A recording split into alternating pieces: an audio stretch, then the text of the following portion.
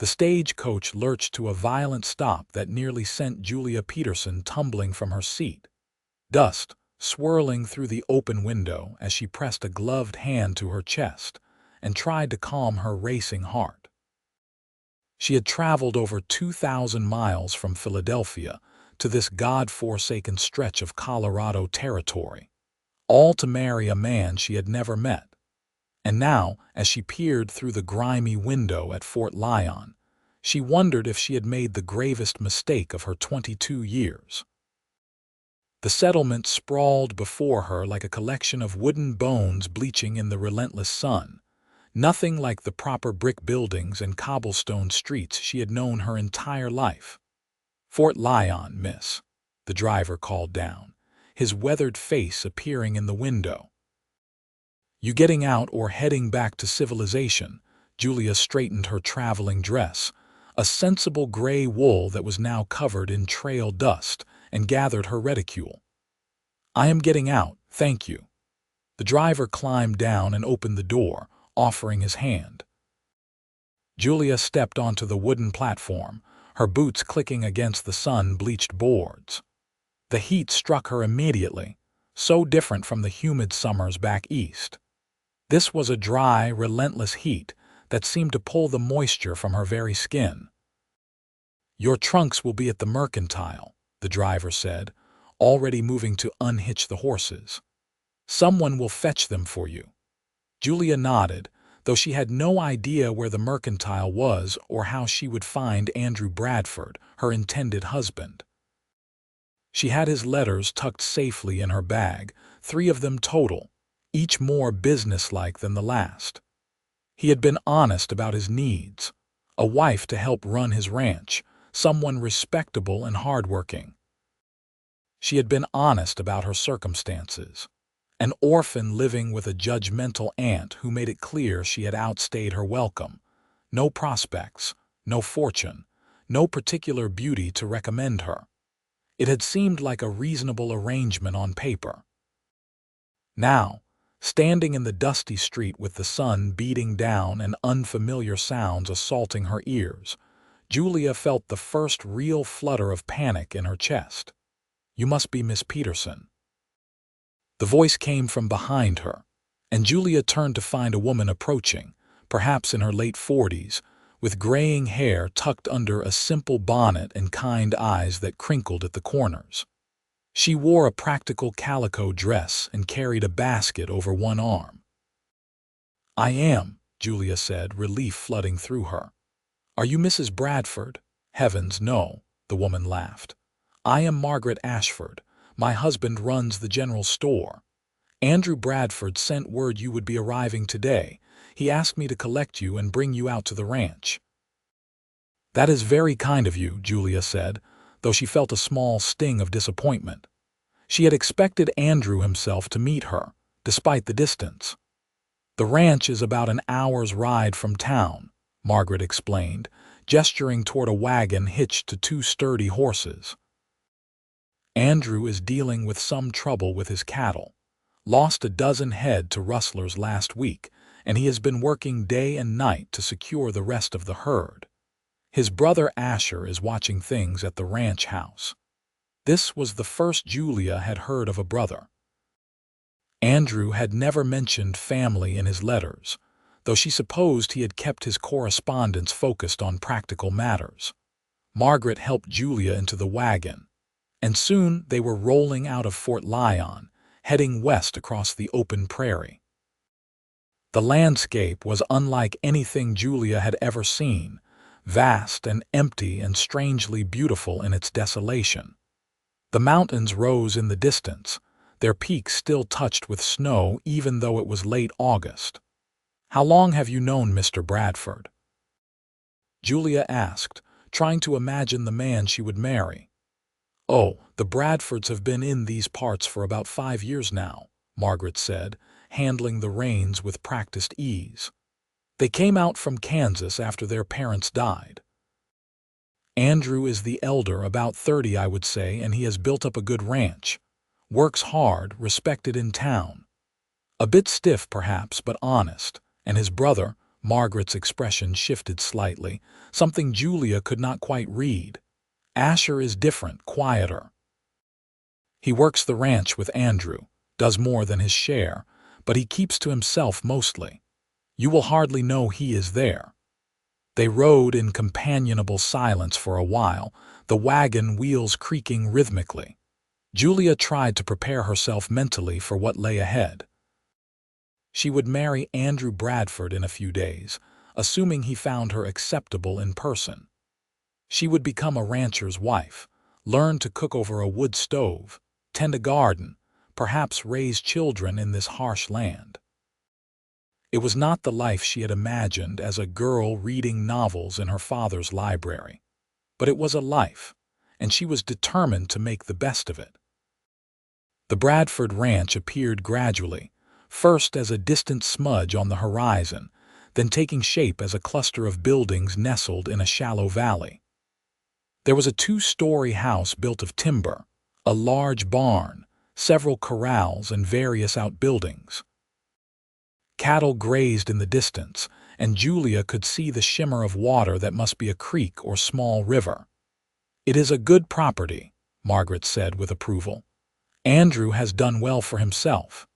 As they approached the house, Julia saw a figure emerge from the barn. Even from a distance, she could tell it was not Andrew. This man was tall and lean, moving with an easy grace as he walked toward them. He wore work clothes, dusty pants, and a simple shirt with the sleeves rolled up, and a battered hat that shadowed his face. Margaret pulled the wagon to a stop in front of the house, and the man reached up to help Julia down. His hands were strong and calloused, his grip steady and sure. When Julia looked up into his face, she felt something shift inside her chest. He was perhaps 26 or 27, with sun-bronzed skin and eyes the color of summer grass. His face was lean and angular, with a strong jaw shadowed by a day's worth of stubble. But it was his expression that caught her, a quiet intensity in his gaze that made her feel as though he was seeing more than just her surface. "Miss Peterson," he said quietly, his voice a low rumble. "I am Asher Bradford." Julia found her voice with effort. "Mr. Bradford. It is a pleasure to meet you." He held her gaze for a moment longer than strictly necessary, then released her hand and stepped back. "Andrew should be back before sundown. Mrs. Ashford, thank you for bringing Miss Peterson out." "Of course, Asher," Margaret said warmly. She turned to Julia. "I will leave you to get settled. If you need anything, you just come into town and find me." After Margaret departed, Julia stood awkwardly in the yard with her small traveling bag, acutely aware of Asher Bradford's presence. He had not moved away but stood watching her with that same quiet intensity. "I will show you to your room," he said finally. "You can rest before dinner." He picked up her bag as though it weighed nothing and led the way into the house. Julia followed, her curiosity overcoming her nervousness. The interior was surprisingly well maintained, with solid furniture and clean floors. It was clearly a bachelor household, lacking the small touches a woman would add, but it was comfortable enough. Asher led her upstairs to a small bedroom that overlooked the front yard. The room contained a simple bed, a dresser, a washstand with a basin and pitcher, and a single window with plain curtains. It was sparse but clean. "I will bring up your trunks when they arrive from town," Asher said, setting down her bag. "The washroom is at the end of the hall. Dinner is usually around 6. "Thank you," Julia said. "That is very kind." He paused in the doorway, his hand on the frame. "Andrew is a good man. He will provide well for you." There was something in his tone that Julia could not quite identify, something that made her wonder what he was not saying. But before she could respond, he was gone, his boots quiet on the stairs. Julia moved to the window and looked out across the ranch. The sun was lowering toward the mountains, painting the sky in shades of gold and pink. Somewhere out there was Andrew Bradford, the man she had traveled halfway across the country to marry. Yet it was his younger brother's face she could not stop seeing in her mind, those green eyes that seemed to look straight into her soul. She shook herself firmly. This was foolishness, nothing more than the disorientation of travel and the strangeness of her new surroundings. She had made a commitment to Andrew Bradford, and she would honor it. Whatever odd flutter she had felt upon meeting Asher was simply nerves and exhaustion. Julia unpacked her traveling bag, hanging her spare dress in the small wardrobe and arranging her few personal items on the dresser. She had a daguerreotype of her parents, taken when she was just a child, and she placed this carefully where she could see it. They had been good people, her father a lawyer and her mother a teacher, and they had given her a happy childhood before the fever took them both within a week of each other. She washed her face and hands in the basin, pinned up her dark brown hair more securely, and tried to make herself presentable. Her reflection in the small mirror showed a plain face with serious brown eyes, a mouth perhaps too wide, a nose perhaps too strong. Not beautiful, but respectable. That would have to be enough. The sound of horses drew her to the window. 2 riders were approaching, and even from a distance Julia could tell that one was Asher, his lean figure unmistakable. The other man was stockier, built more heavily, and sat his horse with less natural ease. That must be Andrew. Julia's heart began to pound. This was it, then. She was about to meet her future husband. She made her way downstairs, her hand trailing along the smooth banister. The front door stood open, and she could hear voices outside, too low to make out words. She paused in the doorway, suddenly shy. Andrew Bradford stood with his back to her, talking to Asher. He was indeed stockier than his brother, though still tall, with broader shoulders and a more solid build. His hair was darker than Asher's, almost black, and he gestured as he talked, his movements brusque and efficient. Asher saw her first. His eyes met hers over Andrew's shoulder, and something flickered in his expression before he schooled it to neutrality. "Andrew," he said quietly, "your bride is here." Andrew turned, and Julia got her first look at the man she would marry. He was not handsome, not in the way Asher was, but he had a strong face with regular features and intelligent brown eyes. He looked tired, lines of strain around his mouth, and when he saw Julia he seemed to straighten, as though bracing himself. "Miss Peterson," he said, coming forward with his hand extended. "Welcome to Colorado territory." His handshake was firm, businesslike. He did not smile, but he did not frown either. He looked at her with a sort of appraisal, taking in her appearance with the same attention he might give to a horse he was considering purchasing. "Mr. Bradford," Julia said, drawing on every ounce of composure she possessed. "Thank you for inviting me to your home. I trust your journey was not too difficult," Andrew said, releasing her hand. He seemed uncomfortable, shifting his weight from one foot to the other. "It was long, but I managed well enough." An awkward silence fell. Asher had moved away to tend to the horses, leaving them alone. Andrew cleared his throat. "I apologize for not meeting you in town myself. We have had some trouble with rustlers, and I could not leave the herd unattended." Mrs. Ashford explained. "I quite understand." "Good, good." Andrew looked around as though searching for something to say. "You have seen your room?" "Yes, thank you. It is very comfortable." Another silence. Julia began to feel a sinking sensation in her stomach. This was the man she was supposed to marry, and they could not even maintain a simple conversation. "Perhaps we should discuss the arrangements," Andrew said finally. "I had thought we could marry on Saturday. That gives us a few days to become better acquainted, and it will allow time for Mrs. Ashford to help you prepare. Would that be satisfactory? 4 days. In 4 days she would become Mrs. Andrew Bradford.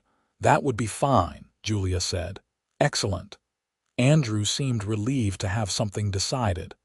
I will leave you to settle in then. Asher will have dinner ready soon. He is the better cook between us, so you are fortunate. He strode away toward the barn, and Julia was left standing alone in the doorway, feeling more uncertain than ever. This was not going to be a love match, that much was clear, but she had known that from the beginning. Marriage was a practical arrangement, particularly in the West. She and Andrew would learn to work together, to build a life together. That would have to be enough. She went back inside and made her way to the kitchen. It was a large room, dominated by a cast-iron stove and a long wooden table. Asher stood at the stove, stirring something in a pot. He looked up when she entered. "I hope you are hungry," he said quietly. "I made stew. It is simple fare but filling." "That sounds wonderful," Julia said honestly. She had eaten nothing since morning except some dried fruit from her bag. "May I help with anything?" Asher looked surprised. "You are a guest." "I am to be mistress of this house in a few days," Julia said. "I should start learning how things are done." Something softened in his expression. "The plates are in that cupboard," he said, gesturing. "And there is bread in the box on the counter." They worked in comfortable silence, Julia setting the table while Asher finished preparing the meal. There was something soothing about the simple domestic tasks, the familiar rhythm of laying out plates and cutlery. When Andrew came in, his hands and face freshly washed, they sat down to eat. The stew was excellent, rich and savory with chunks of beef and vegetables. Julia ate hungrily, not realizing how famished she had been. Andrew ate quickly and efficiently, shoveling food into his mouth with single-minded focus. Asher ate more slowly, and Julia was aware of his presence across from her, though she tried not to look at him directly. "Tell me about Philadelphia," Andrew said suddenly, looking up from his plate. "I have never been east." Julia set down her spoon, grateful for the opening. "It is very different from here. More crowded, of course. Buildings packed close together, cobblestone streets, gas lamps. The air always smells of coal smoke and horses." "Sounds unpleasant," Andrew said. "Parts of it were lovely," Julia said. "There were parks and theaters and museums, but it could be harsh too. There was great poverty in some neighborhoods." "How did you come to be alone?" Andrew asked. It was not an unkind question, merely curious. Julia had known she would have to explain her circumstances eventually. "My parents died of fever when I was 16. I had an aunt who took me in, my mother's sister. She was not cruel, but she had 5 children of her own and limited means. When you answered my advertisement, it seemed like the answer to many problems." "You advertised?" Asher asked quietly. It was the first time he had spoken during the meal. Julia felt her cheeks warm. "I placed a notice in the matrimonial news. Several gentlemen responded. Your brother's letter was the most honest and straightforward." Andrew nodded, seemingly satisfied with this explanation. "I have no patience for flowery words and false promises. A marriage should be based on practical considerations." "I agree," Julia said, though part of her wondered if she truly did. Was there no room for affection, for warmth, for genuine companionship after dinner? Andrew excused himself to check on the horses one more time. Asher began clearing the table, and again Julia helped despite his protests. They washed the dishes together, Asher scrubbing while Julia dried and put them away. "Your brother seems like a good man," Julia said, breaking the silence. "He is," Asher said without hesitation. "He works harder than anyone I know. This ranch is everything to him. And you? Is it everything to you as well?" Asher was quiet for a long moment, his hands still in the soapy water. "I work hard because it is what needs to be done. But no, the ranch is not everything to me." "What is important to you then?" Julia asked, then immediately felt embarrassed by her forwardness. Forgive me, that was too personal a question. No, it is all right. Asher handed her the last plate and dried his hands on a towel. I suppose freedom is important to me, space to think, to breathe, the ability to make my own choices. And you do not have that here. He looked at her directly, and again Julia felt that strange flutter in her chest. I chose to come here with Andrew after our parents died.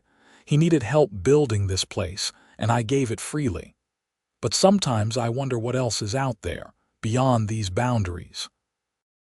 Why do you not go and find out? Julia asked. Because Andrew needs me, and because leaving would feel like betrayal. He hung up the towel and moved toward the door. Good night, Miss Peterson. I hope you rest well. He was gone before she could respond, leaving Julia standing alone in the kitchen with more questions than answers. There was something about Andrew Bradford that called to her, something that made her want to know more, to understand what lay beneath that quiet exterior. But that was dangerous thinking. In 4 days she would marry his brother, and she needed to focus on building that relationship, not wondering about a man she could never have. Julia made her way upstairs to her room and prepared for bed. The night was surprisingly cool, and she could hear the sounds of the ranch settling in for darkness. The lowing of cattle in the distance, the creak of wood cooling after the day's heat, the whisper of wind through the grass. It was so different from Philadelphia, where night meant the sounds of carriages and voices, the glow of gas lamps outside her window. She lay in the unfamiliar bed, staring at the ceiling, and tried to imagine her future. She would wake each day in this house, prepare meals in that kitchen, wash clothes and tend a garden, and perhaps, eventually, care for children. Andrew would be her husband, her partner in building a life. It was what she had come here for, what she had chosen. She needed to remember that. But as she drifted towards sleep, it was not Andrew's face she saw in her mind. It was Asher's green eyes, looking at her as though he could see straight into her heart. Julia woke to the sound of roosters crowing and pale light filtering through her window. For a disoriented moment she could not remember where she was, and then it all came rushing back. Colorado Territory, Fort Lyon, the Bradford Ranch, her impending marriage. She sat up, pushing her hair out of her face, and tried to shake off the strange dreams that had troubled her sleep. She dressed quickly in one of her simpler dresses, a brown calico that was practical for work, and pinned up her hair. Downstairs, she found Asher already in the kitchen, making coffee. The rich aroma filled the room and Julia's stomach growled. "Good morning," Asher said, looking up. "Did you sleep well?"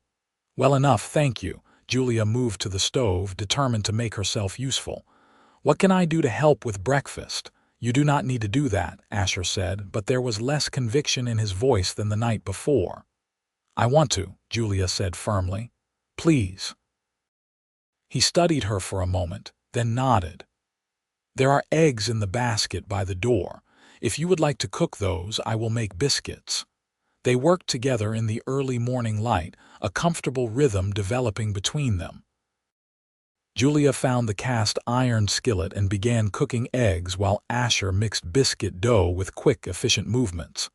She found herself watching his hands, strong and capable, and had to force herself to focus on her own task. "Andrew rises early," Asher said. "He will be in from the barn soon. He likes his coffee strong and his eggs well done." "And you?" Julia asked. "How do you like your eggs, however they come?" Asher said, a hint of humor in his voice. "I am not particular." Andrew came in just as they were plating the food, his hair damp as though he had dunked his head in the water trough. He grunted a greeting and sat down, pouring himself coffee from the pot on the table. The three of them ate in near silence, Andrew focused on his food, Asher seemingly lost in his own thoughts, and Julia trying not to feel awkward. "I need to ride out to the north pasture today," Andrew said, draining his coffee cup. Some of the fence posts are loose. Asher, you will come with me." "What about Miss Peterson?" Asher asked. "Should one of us stay?" Andrew looked at Julia as though he had forgotten she was there. "Can you manage on your own for the day?" Julia bristled slightly at his tone but kept her voice even. "Of course. I am not a child." "Good. There is food in the larder if you get hungry. We should be back by late afternoon." Andrew stood, already moving toward the door.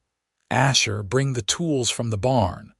And just like that, they were gone, leaving Julia alone in the big house. She sat at the table for a moment, finishing her coffee, and tried not to feel abandoned. This was ranch life, she reminded herself. Work had to be done, and Andrew was right that she was perfectly capable of managing on her own. She spent the morning exploring the house more thoroughly. Downstairs consisted of the kitchen, a parlor with a few simple chairs and a bookshelf, and Andrew's office, a small room filled with papers and ledgers that she did not dare disturb.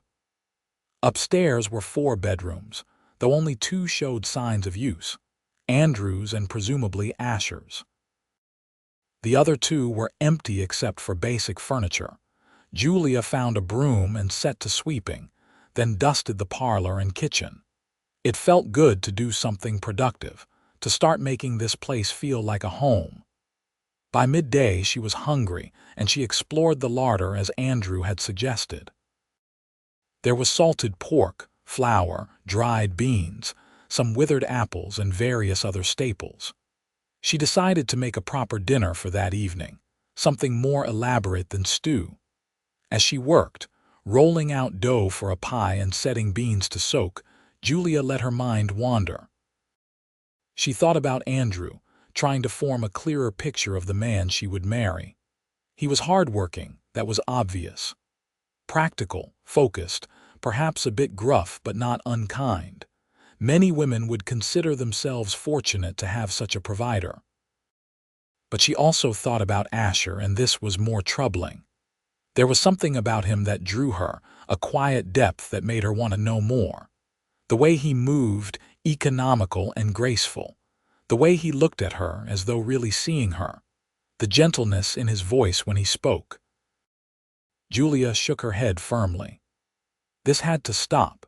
She was promised to Andrew, and she would not dishonor that commitment by developing feelings for his brother. Whatever attraction she felt was merely superficial, the result of Asher being the first person to show her real kindness since her arrival. Once she and Andrew were married, once they began building a life together, these foolish thoughts would fade. She focused on her cooking, determined to prove her worth as a wife. By the time the sun was lowering toward the mountains, she had prepared a meal she was proud of. Fried salt pork with gravy, beans seasoned with onions and molasses, fresh biscuits, and an apple pie that was perhaps not the prettiest thing she had ever baked, but smelled delicious.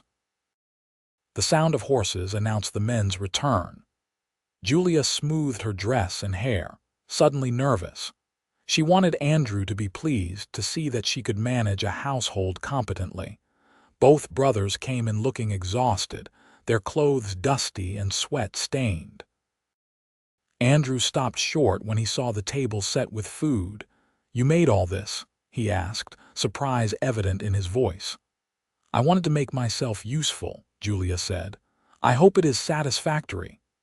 Andrew sat down and served himself a generous portion, taking a large bite of pork. He chewed thoughtfully, then nodded. "It is good, very good. You can cook properly then." It was hardly a romantic compliment, but Julia felt pleased nonetheless. "Thank you." Asher sat down more slowly, his eyes meeting Julia's. "It looks wonderful, Miss Peterson." "Thank you for going to such trouble." "It was no trouble," Julia said, though her cheeks warmed at his praise. They ate hungrily, the food disappearing quickly. Andrew talked about the day's work, the fence posts that needed replacing, the herd's condition, water levels in the creek. It was clear that the ranch consumed his every thought. Asher contributed little to the conversation, though he listened attentively.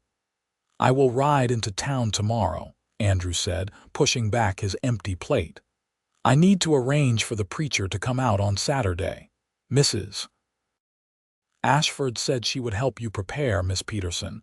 You should come with me and meet with her." "Of course," Julia said.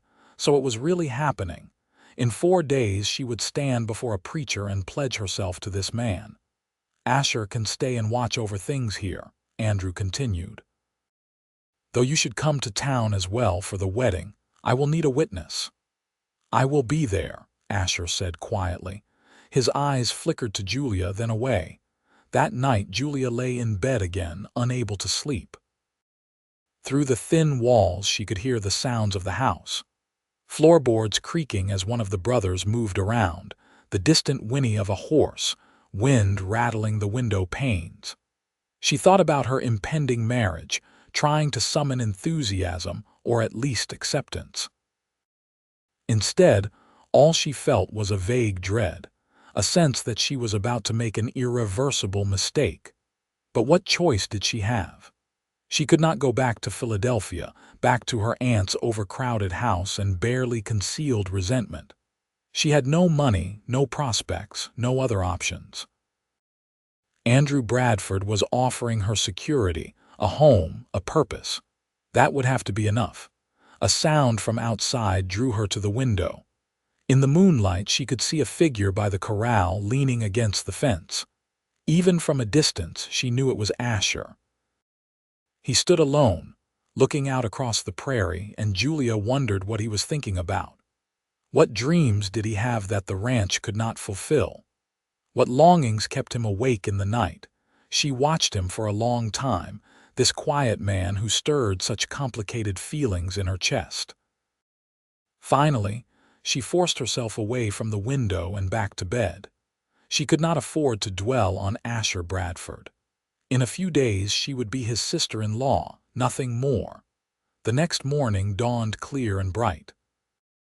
Julia dressed in her better traveling dress, the gray wool she had worn on the stagecoach, and tried to make herself look presentable for town. Andrew had already hitched the wagon when she came downstairs, and he helped her up to the seat with perfunctory courtesy. "We should be back by evening," he told Asher, who had come out to see them off. "Keep an eye on that north fence. I do not trust it to hold if any cattle press against it." "I will check it," Asher said. His eyes met Julia's briefly. "Have a good trip, Miss Peterson." The ride into Fort Lyon took nearly an hour, and Andrew used the time to talk about the ranch's finances, the challenges of raising cattle in Colorado Territory, and his plans for expanding the herd. Julia listened attentively, asking questions when appropriate, trying to show interest in what would soon be her life as well. Fort Lyon looked different in the full light of day, less intimidating than it had when she first arrived. Andrew drove the wagon straight to the general store, where Margaret Ashford greeted them warmly. "Miss Peterson, how lovely to see you again," Margaret said, taking Julia's hands in her own. "How are you settling in at the ranch?" "Very well, thank you," Julia said. "Everyone has been most welcoming." "Andrew, I assume you are here about the wedding arrangements," Margaret said to Andrew. "Reverend Thompson said he could come out to the ranch on Saturday afternoon if that suits you." "That would be fine," Andrew said. "I need to stop by the bank and the feed store. I will leave Miss Peterson in your care, Mrs. Ashford, if you do not mind." "Of course not. We have much to discuss."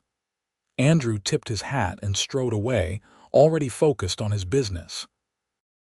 Margaret led Julia into the store, which was filled with goods of every description. Barrels of flour and sugar, bolts of fabric, farming implements, patent medicines, canned goods, and hundreds of other items. "Let me show you what I have set aside," Margaret said, leading Julia to a corner where several dresses hung on pegs.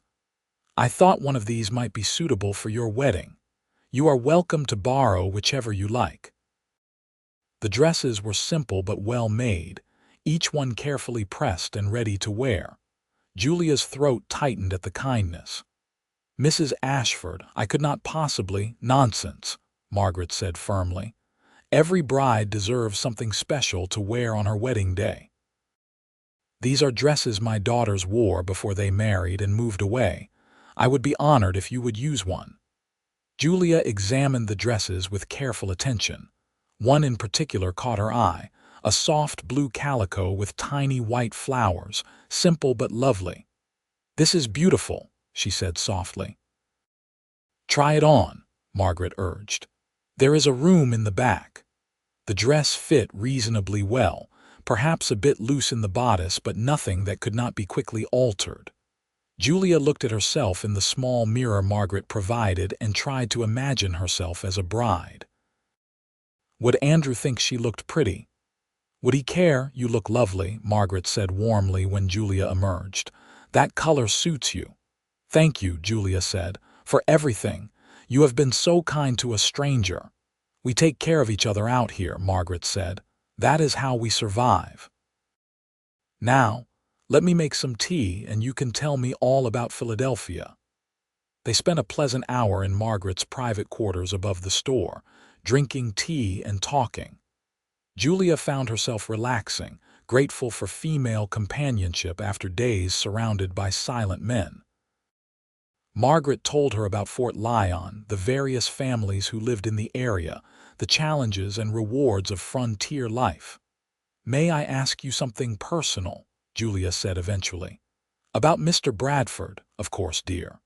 Does he seem like the kind of man who might—" "That is, I know this is a practical arrangement, but do you think there is a possibility of real affection growing between us?" Margaret set down her teacup, her expression thoughtful.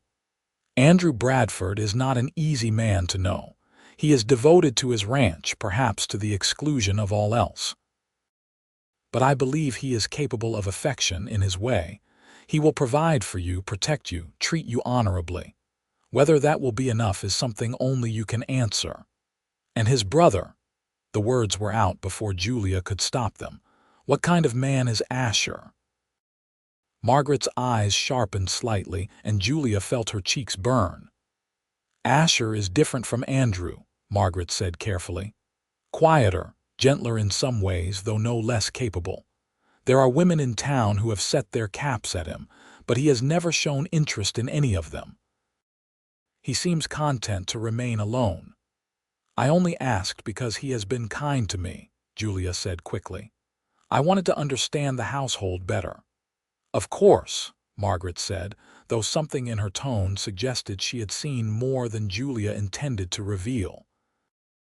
Andrew returned in the early afternoon, and after thanking Margaret profusely, Julia climbed back into the wagon for the return journey.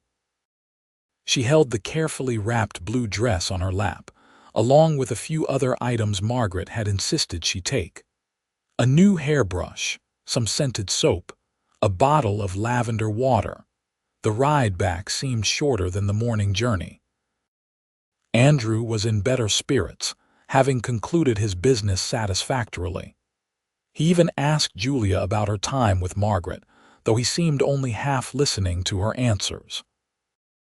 When they arrived at the ranch, Asher was working in the corral with one of the horses, a young mare who seemed skittish and uncertain. He handled her with patience and gentle firmness, his voice low and soothing as he worked a rope around her neck. Julia found herself watching from the wagon, fascinated by his movements. There was such care in the way he touched the horse, such respect for her fear. After a few minutes, the mare calmed, allowing Asher to stroke her neck. "Asher has a way with animals," Andrew said, following Julia's gaze. "Always has. I am better with the business side of things, but he is better with the living creatures." There was no jealousy in Andrew's voice, just a statement of fact. Julia realized that despite their differences, the brothers worked well together, each contributing what the other lacked. That evening, Julia prepared another meal while the men tended to various chores. She was beginning to learn the rhythms of the ranch, the constant cycle of work that needed to be done. As they sat down to eat, Andrew seemed more talkative than usual. "I have been thinking about the wedding," he said. "After the ceremony, perhaps we should have a small gathering. Invite the Ashfords and a few other neighbors. Nothing elaborate, but it would be good to introduce you properly to the community." "That sounds nice," Julia said, touched that he was thinking about such things. "Asher, you could slaughter one of the chickens," Andrew continued. "And perhaps we have enough supplies for Mrs. Peterson to bake a cake." "I am sure I could manage that," Julia said. She glanced at Asher, who had been silent during this discussion. "Do you think that is a good idea?"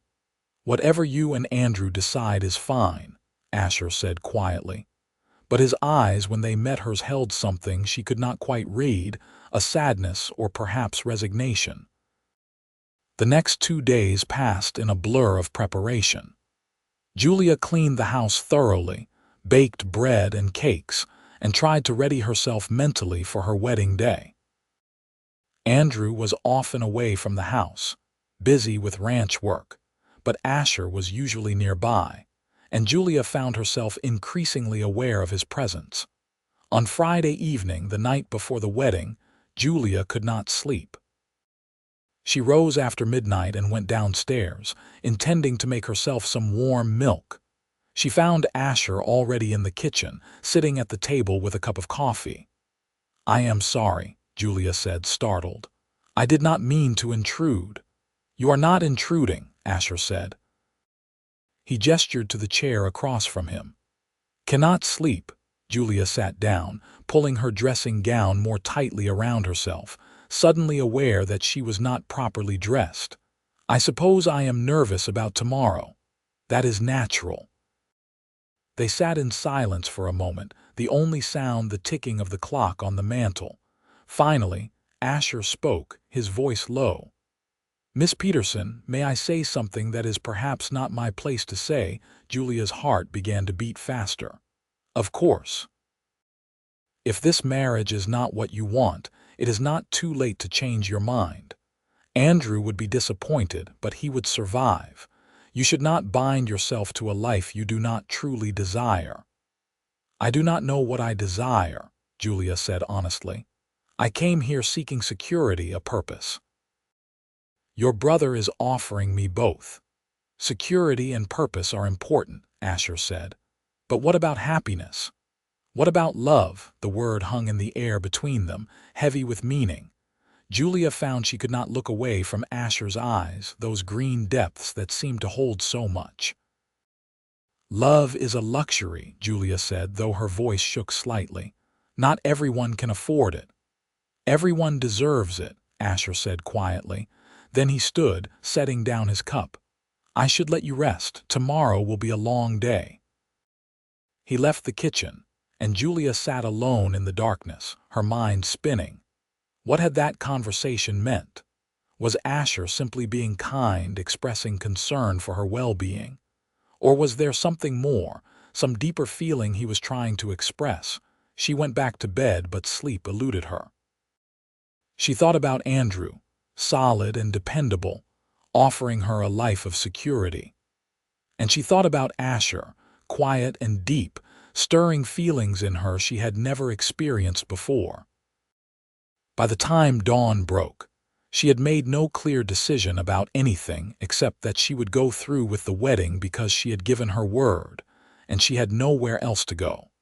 Saturday morning arrived with brilliant sunshine and a cloudless sky. Margaret Ashford arrived early with her husband Thomas, bringing food for the gathering and helping Julia prepare. The blue dress fit perfectly after Margaret's alterations, and Julia stared at herself in the mirror, trying to recognize the pale, nervous woman looking back at her. "You look beautiful, dear," Margaret said, adjusting a small crown of wildflowers she had made for Julia's hair. "Andrew is a fortunate man." Other neighbors began arriving around noon, families Julia had not yet met, all curious to see Andrew Bradford's Eastern bride. They brought food and good wishes, filling the house with voices and laughter.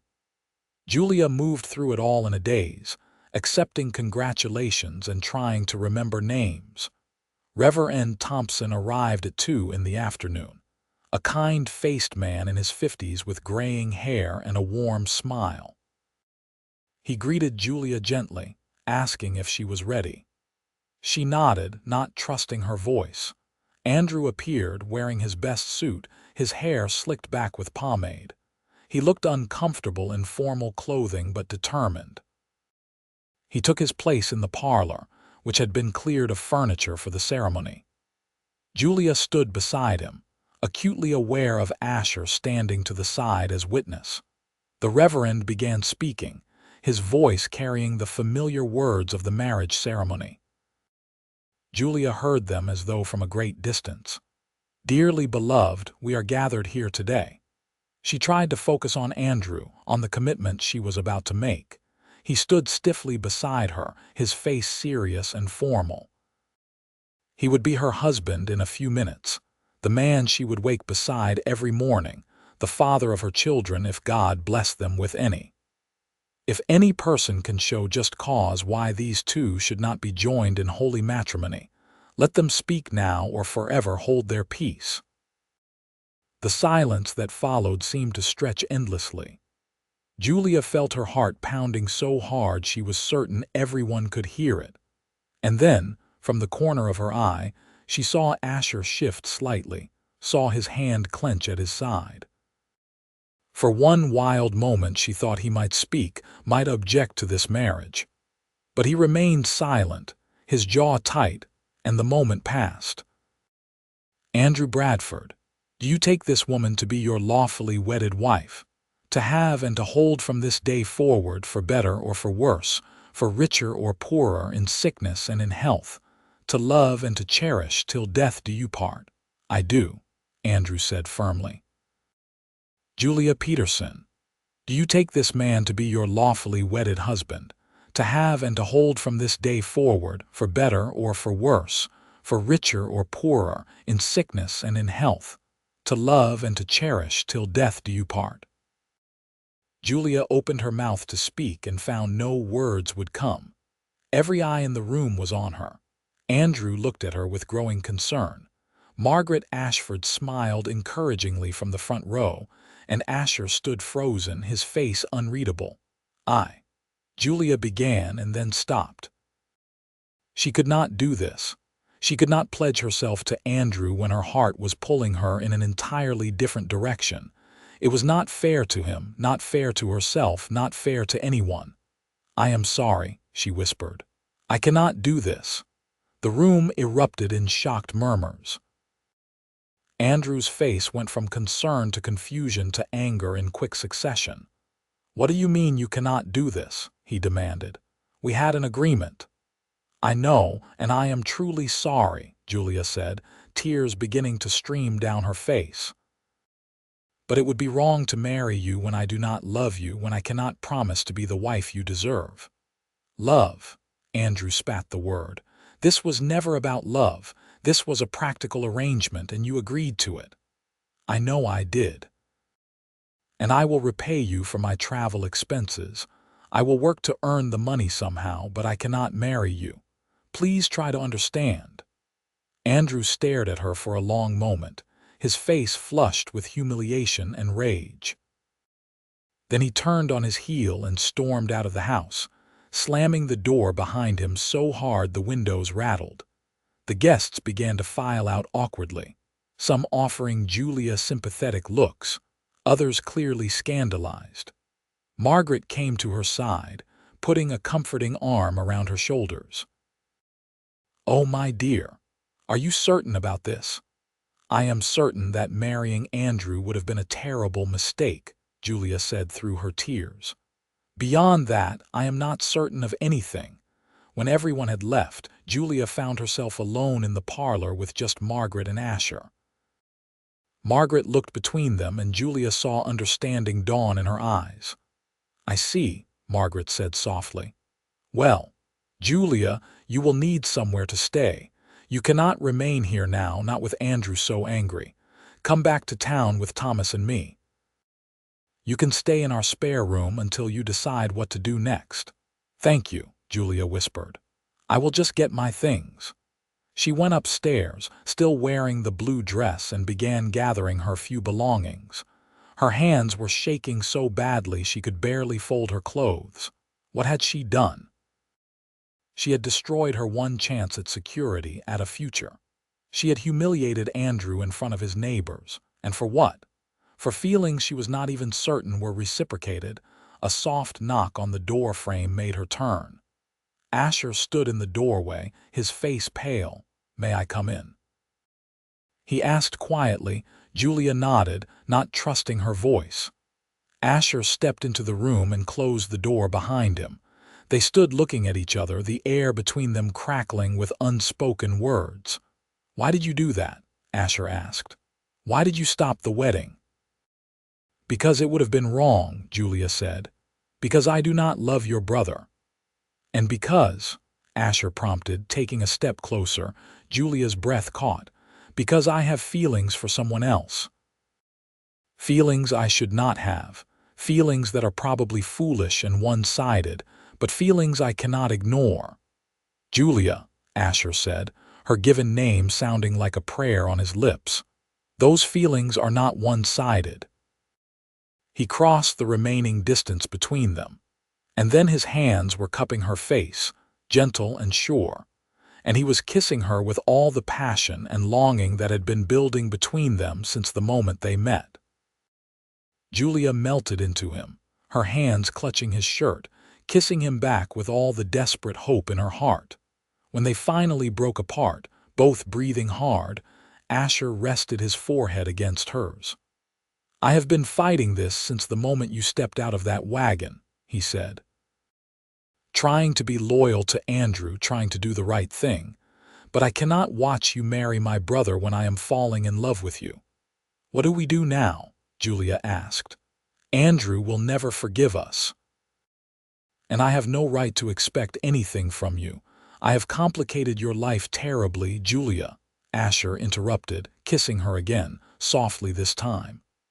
"I do not care about complicated. I care about you. We will figure out the rest."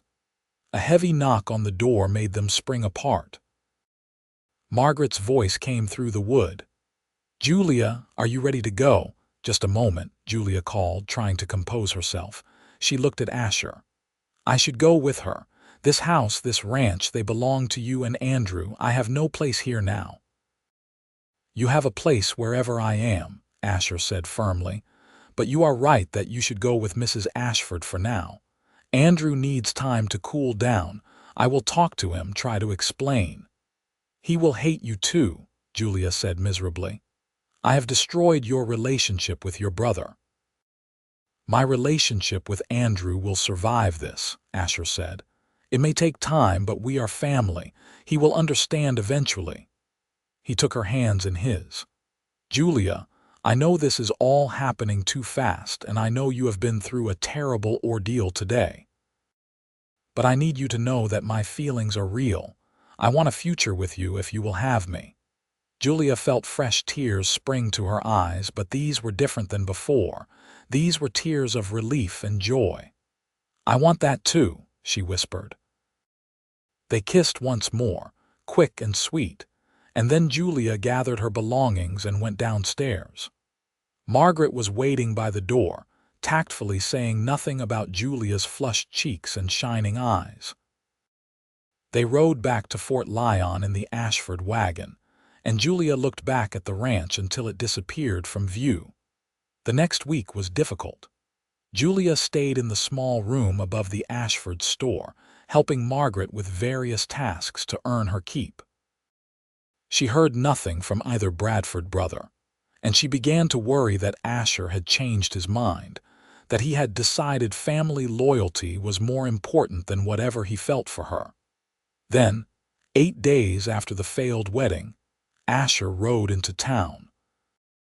Julia was sweeping the front porch of the store when she saw him coming, and her heart leaped into her throat. He dismounted and climbed the steps, his face serious. "Miss Peterson," he said formally, though his eyes were warm. "Might I have a word with you?" Julia set aside the broom and followed him to the side of the building, away from curious eyes. As soon as they were alone, Asher pulled her into his arms, holding her tight. "I am sorry it took me so long to come," he said into her hair.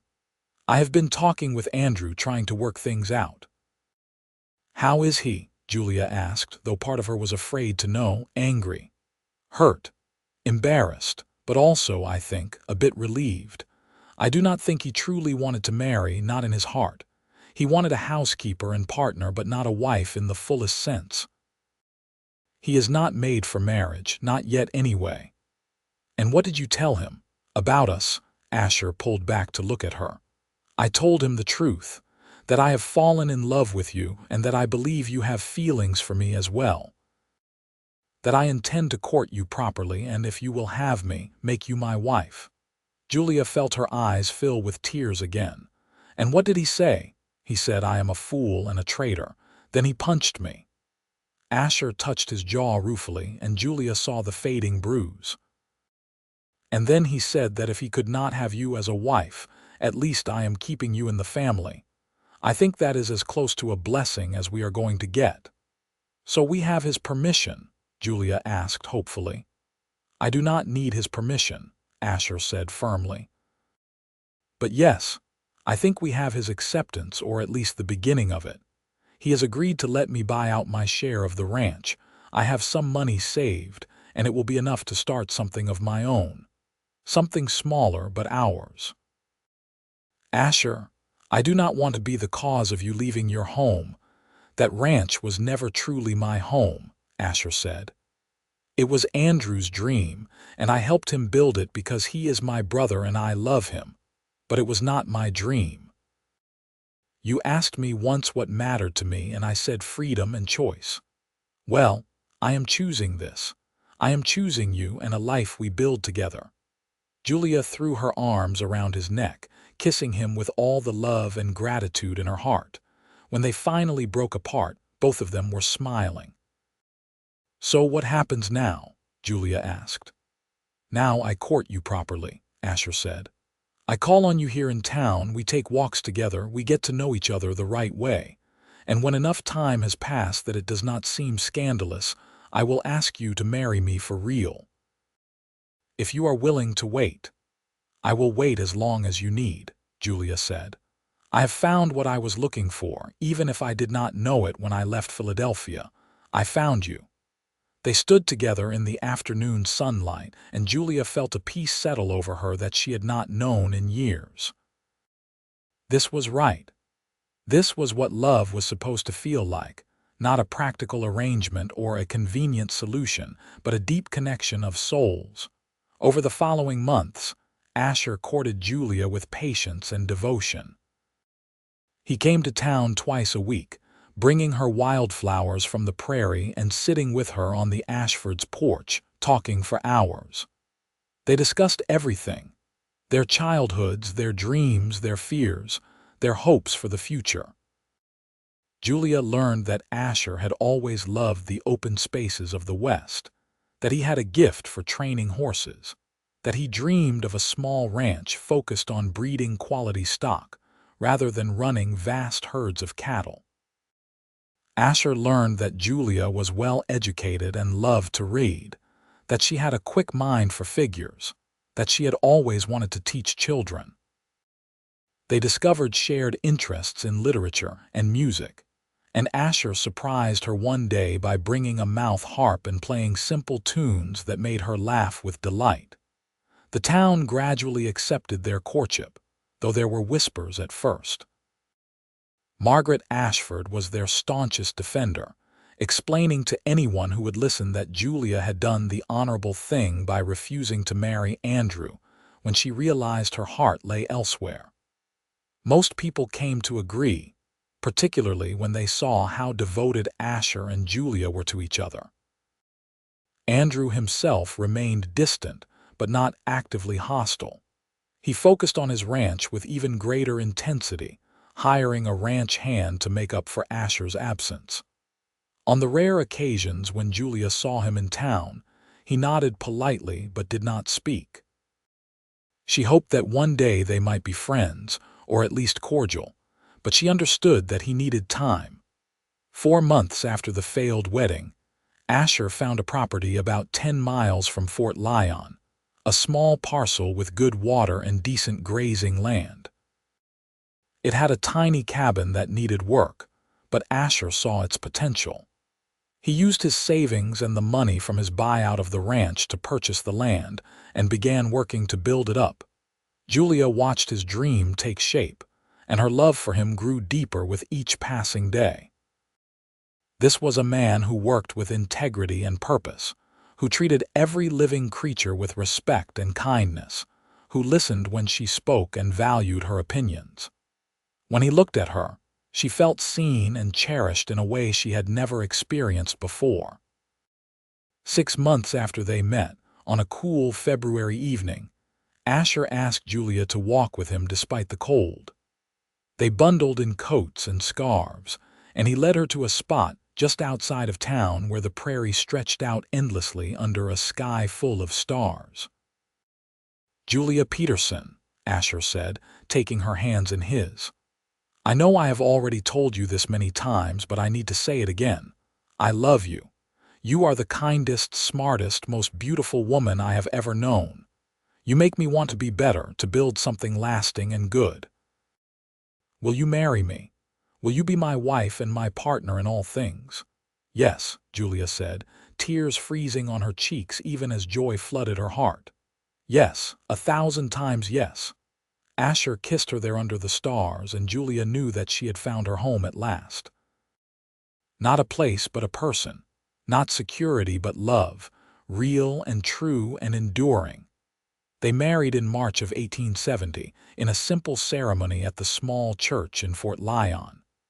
Margaret and Thomas Ashford stood as witnesses, along with several other friends Julia had made in town. Andrew did not attend, but he sent word through Asher that he wished them well, and Julia took that as the peace offering it was meant to be. Julia wore the same blue dress she had worn for the failed wedding, and somehow that felt right, as though everything had worked out exactly as it was meant to. Reverend Thompson performed the ceremony with a warm smile, clearly pleased to see things turn out well for the young couple. When the Reverend asked if anyone objected, Julia and Asher looked at each other and smiled, remembering that other ceremony when the air had been thick with unspoken words. This time, the silence was peaceful and right.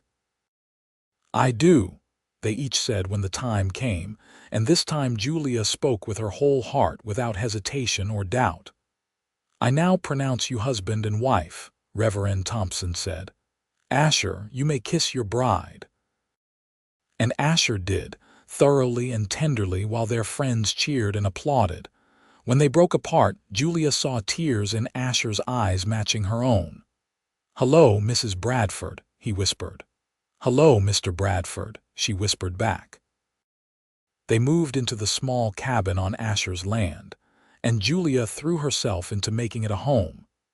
She hung curtains she sewed herself, planted a garden, and helped Asher with the daily work of building up their small ranch. It was hard work, harder than anything she had done in Philadelphia, but it was deeply satisfying. This was theirs, built by their own hands and their own labor. Asher proved to be as talented with horses as he had claimed.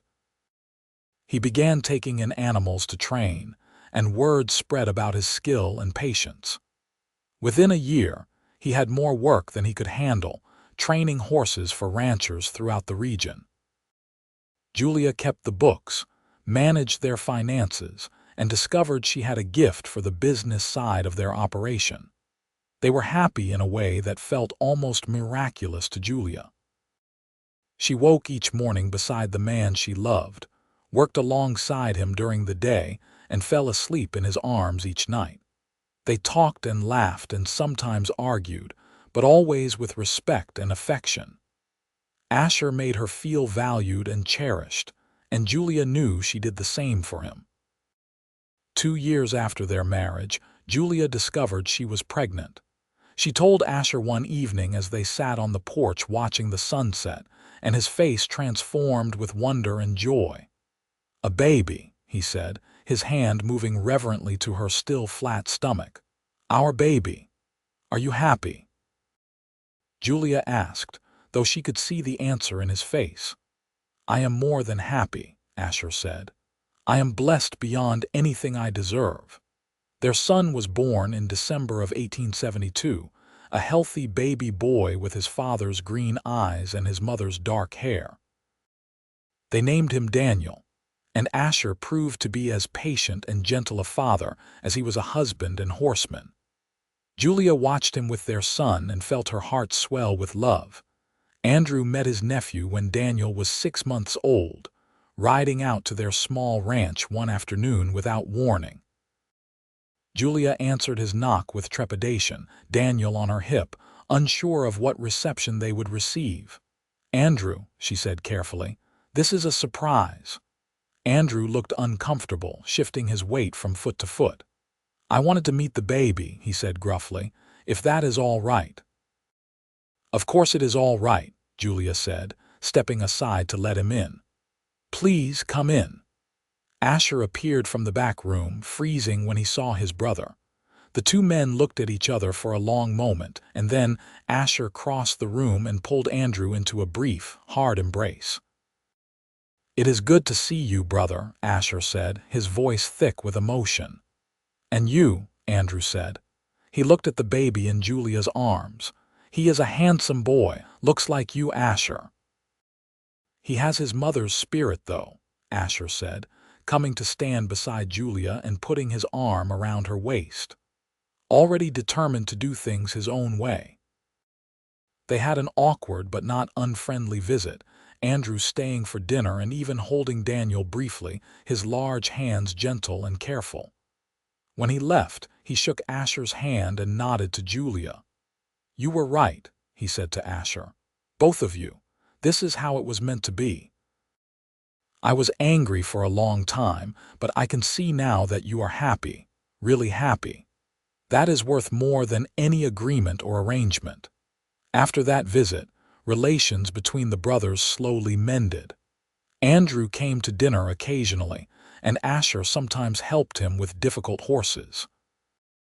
It would never be exactly as it was before, but they had found a new equilibrium, a new way of being family.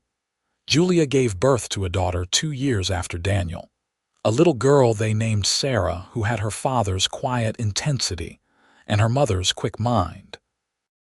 Then came another son, Matthew, and then twin girls, Emma and Rose.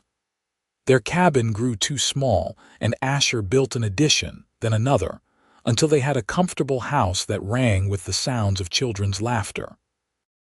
The horse training business thrived, and eventually Asher took on an apprentice, a young man from town who showed promise with animals. Julia started a small school in their front room, teaching not only her own children but several from neighboring ranches. She discovered she had a gift for teaching, and she loved watching her students' faces light up when they mastered a new concept. The years passed in a blur of work and joy, challenges and triumphs. There were hard times. A drought one year that tested them severely, sickness that swept through the children but mercifully left them all alive, the normal struggles of marriage and parenting and building a life. But through it all, Julia and Asher faced everything together, their love deepening and strengthening with each passing season. Andrew eventually married as well, a widow from Denver who had 2 children of her own. His wife, Catherine, was a practical woman who understood that marriage was about partnership as much as passion. She and Andrew seemed content together, and Julia was glad to see him find peace. The two families gathered for holidays, and the children grew up knowing their cousins, the complicated history of their parents' relationships fading into the background. On their 10th wedding anniversary, Asher took Julia to the spot where he had proposed, that windswept piece of prairie under the vast Colorado sky.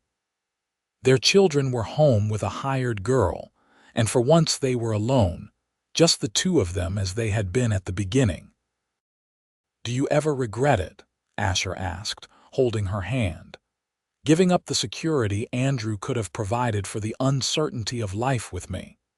"Not for a single moment," Julia said honestly. "You gave me something infinitely more valuable than security. You gave me love, real love, and a life filled with meaning and joy. I would not trade what we have for all the security in the world." Asher kissed her softly. "I fell in love with you the moment I saw you step out of that wagon," he confessed. "I tried to fight it, tried to be loyal to Andrew, but you captured my heart before dawn had even broken on your second day here. I knew you were meant to be mine, even though it seemed impossible." "I felt it too," Julia admitted. "I was so confused, so guilty about my feelings. But I have learned that love is not something you can force or deny. It finds you when it is meant to, and you can either embrace it or spend your life regretting what might have been." They stood together as the sun set, painting the sky in brilliant shades of orange and pink. Julia thought about the journey that had brought her here, from Philadelphia to this vast prairie, from confusion and doubt to certainty and joy. She had come west to marry Andrew Bradford, seeking nothing more than security and purpose. Instead, she had found Asher, and in finding him she had found herself. 20 years after that failed wedding, Julia and Asher sat on the porch of their now substantial house, watching their grandchildren play in the yard. Daniel had married and had 2 children of his own, and he worked alongside his father training horses. Sarah was teaching in Fort Lyon, following in her mother's footsteps. The younger children were still at home, filling the house with life and noise. Andrew had built his ranch into one of the most successful operations in the territory, and he and Catherine had raised her 2 children along with 2 more of their own. The families remained close, the old wound healed by time and the gentle erosion of forgiveness. "Do you ever think about that day?" Julia asked Asher, watching the sunset for what must have been the 10,000th time since they married. "The day I was supposed to marry Andrew, sometimes," Asher admitted.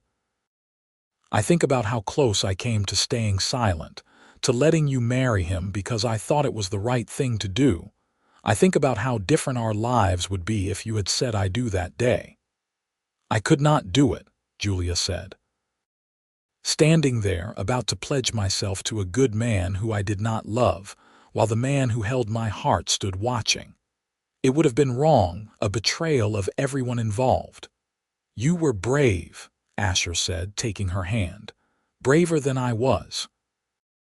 You risked everything, with no guarantee of how things would turn out. I risked everything because I knew, deep in my bones, that you were worth the risk, that what we had, even after just a few days, was real and rare and precious." Julia squeezed his hand. "And I was right." Asher pulled her close, and she rested her head on his shoulder. They sat in comfortable silence, watching their grandchildren play, listening to the familiar sounds of the ranch settling in for evening. This life they had built together, this family, this love, it had all started with a risk, a leap of faith, a choice made in a moment of clarity and courage.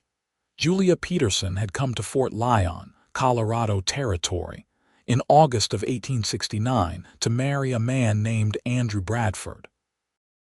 Instead, she had fallen in love with his quiet brother, the one who stole her heart before dawn had fully broken on her new life. That choice, made in front of a roomful of shocked witnesses, had seemed catastrophic at the time. But it had led to this: a lifetime of love, a house full of children and grandchildren, a partnership built on genuine affection and mutual respect. "I love you, Julia Bradford," Asher said softly, kissing the top of her head. "And I love you, Asher Bradford," she replied, as she had replied every day for over 20 years. "Always and forever." As the sun finally dipped below the horizon and stars began to appear in the darkening sky, Julia reflected on the strange and wonderful path her life had taken. She had come west seeking security and had found so much more. She had arrived to marry one brother and ended up with the other, and that had made all the difference. She had discovered that love, real love, was worth any risk, any sacrifice, any uncertainty. The house behind them glowed with lamplight, warm and welcoming. Inside, their children were preparing dinner, their voices mingling with laughter. Tomorrow would bring more work, more challenges, more of the endless tasks that made up a life on a horse ranch in Colorado territory. But tonight, this moment, sitting beside the man she loved more than life itself, Julia was perfectly content. She had come to Fort Lyon as Julia Peterson, a frightened orphan with no prospects and an uncertain future. She had become Julia Bradford, wife, mother, grandmother, teacher, partner. She had built a life she could be proud of, not through convenience or compromise, but through courage and love. And every single day, when she woke beside Asher and saw his green eyes looking at her with devotion and tenderness, she was grateful all over again for that moment of clarity on what should have been her wedding day. Grateful that she had found the strength to follow her heart instead of her fears. Grateful that quiet cowboy had stolen her heart before dawn and kept it safe ever since. As night fell over the Colorado prairie, Julia and Asher rose from their chairs and walked hand in hand into their home, their children and grandchildren gathering around the dinner table. This was what it was all for, Julia thought as she looked around at the faces she loved. This was what it meant to truly live, to love deeply, to work hard, to build something lasting, and to never, ever settle for less than your heart's true desire. The story of how she had come west to marry Andrew Bradford but ended up with Asher became family legend, told and retold to children and grandchildren. Each time Julia heard it, she marveled at how a single choice, a moment of courage, could change everything. She had risked everything in that moment when she whispered, "I cannot do this," and she had gained a life beyond her wildest dreams. Years later, when Julia was an old woman with silver hair and Asher's face was lined with the marks of hard work and good humor, they still held hands as they walked, still kissed each other good morning and good night, still looked at each other with the wonder of people who knew they had found something precious and rare. On Julia's 70th birthday, surrounded by children, grandchildren, and even a few great-grandchildren, someone asked her what advice she would give about love and marriage. Julia looked at Asher, her husband of nearly 50 years, and smiled. "Do not settle," she said firmly. "Do not marry for security or convenience, or because it seems like the practical thing to do. Wait for the person who makes your heart sing, who sees you truly and loves you completely. That person is worth any risk, any sacrifice, any waiting. And when you find them, hold on tight and never let go." Asher raised his glass to her across the crowded room, his green eyes still bright despite his years. "To Julia," he said, his voice carrying over the din.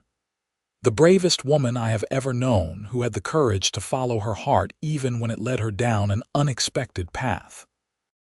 You made me the happiest man alive, and I thank God every day that you chose me."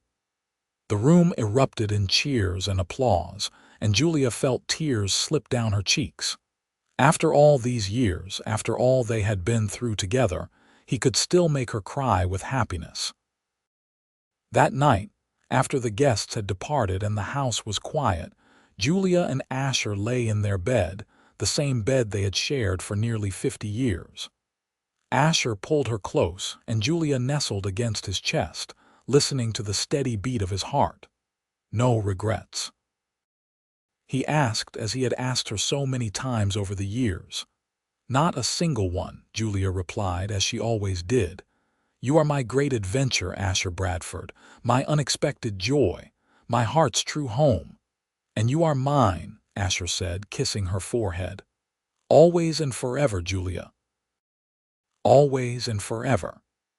They drifted off to sleep in each other's arms, two souls who had found each other against all odds, who had built a life of love and meaning in the wild, beautiful, challenging landscape of the American West. The quiet cowboy and the brave woman who had chosen him. Their love story one for the ages, a testament to the transformative power of following your heart, even when reason says otherwise. And in the morning, as dawn broke over the Colorado prairie, painting the sky in shades of gold and rose, Julia woke beside Asher as she had for nearly 50 years. She watched him sleep for a moment, his face peaceful and dear, and she thought about how close she had come to missing all of this. How one moment of courage had changed everything. She had arrived in Fort Lyon to marry Andrew Bradford, but Asher had stolen her heart before dawn. And in the end, that theft had been the greatest gift of her life, leading her not to the security she thought she wanted, but to the love she did not even know she needed. It was a love that had sustained them through hardship and joy, through the raising of children and the building of a legacy, through all the ordinary and extraordinary moments that made up a life well lived. As Asher's eyes opened and he smiled at her, that slow, warm smile that still made her heart flutter even after all these years, Julia smiled back. "Good morning, my love," she said. "Good morning, my heart," he replied, pulling her close for a kiss that was as sweet and full of promise as their first. And so they began another day, together as they had been for 50 years, and would be for whatever time remained to them. Two hearts, one love, endlessly grateful for the unexpected path that had brought them together and kept them together through all the seasons of their lives. The quiet cowboy and his brave bride, living proof that the best love stories are the ones we have the courage to write ourselves, even when they do not follow the expected script. Their story would live on in their children and grandchildren, in the ranch they had built and the community they had helped shape, in the countless lives they had touched with their kindness and devotion. But most of all, it would live on in the example they set. That true love is worth waiting for, worth risking for, worth choosing even when that choice seems impossible. Julia Peterson had come west seeking security and found love instead. And that love, born in the unlikely moment when she chose her heart over her plans, had given her a life richer and fuller than any security could have provided. She had arrived to marry one brother, but the quiet cowboy had stolen her heart before dawn. And in that theft lay the beginning of everything good and beautiful in her life. It was a story that ended not with regret or compromise, but with joy and fulfillment, with a love that lasted a lifetime and beyond. And as the years rolled on and eventually, Julia and Asher passed from this world within months of each other. Unable to bear long separation even at the end, their children told the story to their children, keeping alive the memory of a brave choice and the love it had brought into being. The ranch continued on, passed down through the generations. The house where Julia had taught her children and grandchildren still stood, filled now with new voices and new dreams. And sometimes, on quiet evenings when the Colorado wind whispered across the prairie, those who lived there swore they could feel the presence of Julia and Asher, still together, still in love, still grateful for the moment when everything changed, and a quiet cowboy stole a brave woman's heart before dawn had fully broken on her new life.